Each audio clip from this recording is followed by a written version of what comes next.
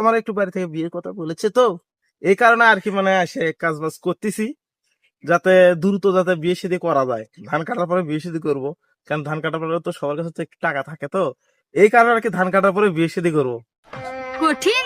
Hello everyone, কি অবস্থা সবার? আশা করি সকলে ভালো আছেন। আজকে নতুন ব্লগ ভিডিওতে আপনাদের সবাইকে স্বাগতম। আজকে আমি যাচ্ছি আমার জমিতে, অনেক ধান দেখি বাতাসে হেলে পড়ছে। ওই হালানো ধানের গাছগুলো উঠে বল দিয়ে বাঁধিয়ে দেবো, যাতে ধান একটু ভালো হয়। এই জন্য হালু বালু করে এই যে জমিনের ভিতরে নেমে পড়তেছি, যে বাঁধে দেওয়া লাগবে, ধান নষ্ট হয়ে গেলে পরে আবার সমস্যা। এই ধান পাকেও গেছে, জমি কিছুদিন পরে কাটা লাগবে ধান। এই জন্য আসে এই যে সুন্দর করে একটা একটা করে নিয়ে বাঁধে দেবো, যাতে এক থোপা করে, যাতে পরবর্তীতে বাতাস আসলেও যাতে না হেলে যায়। বেশিরভাগই এই সিজনে দেখা যায় বিভিন্ন জমিতে এই রকম ঘটনা হয়ে থাকে, বাতাসে ধানের গাছ উল্টে পড়ে থাকে। আর কিছু হালকা পাতলা বৃষ্টি হলে তো আরো কোনো কথাই নাই, জমির ভিতরে আটকে থাকবে। এই কারণে পল দিয়ে একটু সুন্দরভাবে বাঁধিয়ে নিলাম, যাতে না হেলে যায়। তো এভাবে পায়ে ধরে ধরে বাঁধে দিতে হবে। বাড়ি থেকে শুকনা কিছু হাতে থেকে পল নিয়ে আসছিলাম। এই যে দেখেন সুন্দর করে পায়ে ধরে ধরে বাঁধিয়ে রাখছি। এরকম কাজ করলে তাহলে ধানের গাছের কোনো সমস্যা হবে না, তাই এই জন্য বাঁধিয়ে রাখছি।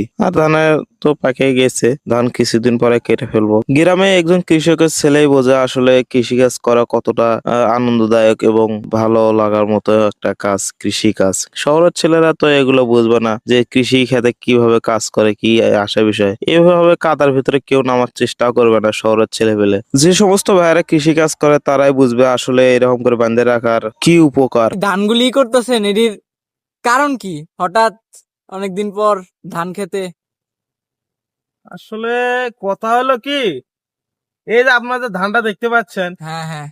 এই ধান এত যত্ন করার কারণ একটাই, কারণ বাড়ি থেকে বলেছে যে এই ধান কাটা পরে নাকি আমাকে বিয়ে করাবে। হ্যাঁ, তাই নাকি? এই জন্য দ্রুত ধানের যত্ন নিচ্ছি, তাড়াতাড়ি ধান কাটে বিয়েটা করে ফেলে দেওয়া লাগে। আর একটা জিনিস আমি বিগত কয়েকদিন ধরে লক্ষ্য করতেছি, যে এক সেমরি আছে,